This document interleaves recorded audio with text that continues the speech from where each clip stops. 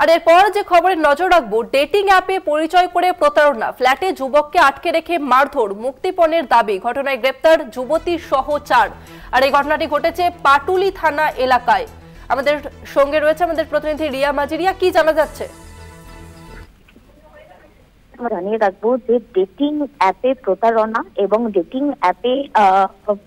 অ্যাপে প্রতারণা করে এক যুবককে তাকে ডেকে পাঠানো হয় গল্ফ গ্রিন এলাকার একটি ফ্ল্যাটে। তাকে ডেকে পাঠানো হয় এবং যখন সেই যুবক অর্থাৎ সৃঞ্জয় নামে সেই সৃঞ্জয় সরকার নামে সেই যুবক যখন গিয়ে পৌঁছায় সেই গল্ফ গ্রিন ফ্ল্যাটে, তখনই তাকে সেখানে থাকা দুজন যুবক তাকে আটক করে এবং আটক করে একটি রুমের মধ্যে তাকে বন্ধ করে রাখে এবং তারপরেই তার থেকে মুক্তিপণ চাওয়া হয়, তাকে মারধর করে বলে এমনটাই অভিযোগ ওঠে।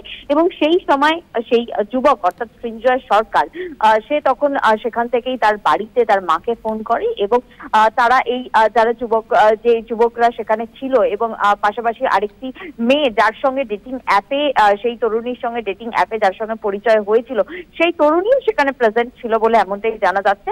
এবং তখন তারা বলে যে তারা একটা জায়গা ফিক্স করবে নেতাজি নগর এলাকায় এবং সেখানে গিয়ে তারা 1 লক্ষ টাকা মুক্তিপণের দাবি করে এবং সেই 1 লক্ষ টাকা সেখান থেকে আনবে বলে এমনটাই তারা বলে। এবং সেই সময় তার মা যখন সেই 1 লক্ষ টাকা দিতে আসে নেতাজি থানা এলাকার সেই যে এরিয়াতে যেখানে দিতে আসে, তার আগেই কিন্তু তার মা, এই ভিকটিমের মা, তিনি পুলিশের দ্বারস্থ হয় এবং পুলিশকে সঙ্গে নিয়ে সেখানে যায় টাকা দিতে। এবং সেই সময় হাতে নাতে এই 2 যুবককে প্রথমে গ্রেপ্তার করা হয়, সৈকত পাল এবং বাবু সোনা, যারা টাকা নিতে গিয়েছিল। এবং সব থেকে যে চাঞ্চল্যকর বিষয় সেটা হচ্ছে যখন তারা টাকা নিতে যায় মুক্তিপণের টাকা, সেই সময় ভিকটিম অর্থাৎ সৃঞ্জয় সরকারের বাইক চেপেই কিন্তু স্কুটি চেপেই তারা সেই জায়গায় পৌঁছায় এবং তাদেরকে চিনতে আরো বেশি সহজ হয়ে গিয়েছিল পুলিশের পক্ষে। এবং সেখান থেকে 2 জনকে গ্রেপ্তার করে এবং তারপরে সেই ফ্ল্যাট থেকে আরো 2 জনকে গ্রেপ্তার করা হয়। এই যে মেয়েটি ছিল অর্থাৎ যে তরুণী ছিল অনিশা দাস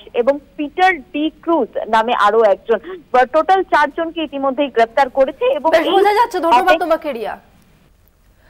আপনাদের আরো একবার জানিয়ে রাখবো, ডেটিং অ্যাপে পরিচয় করে প্রতারণা, ফ্ল্যাটে যুবককে আটকে রেখে মারধর, মুক্তিপণের দাবি। এই ঘটনায় ইতিমধ্যেই 4 জনকে, যুবতীর সহ 4 জনকে গ্রেপ্তার করা হয়েছে। পাটুলি থানা এলাকার ঘটনা।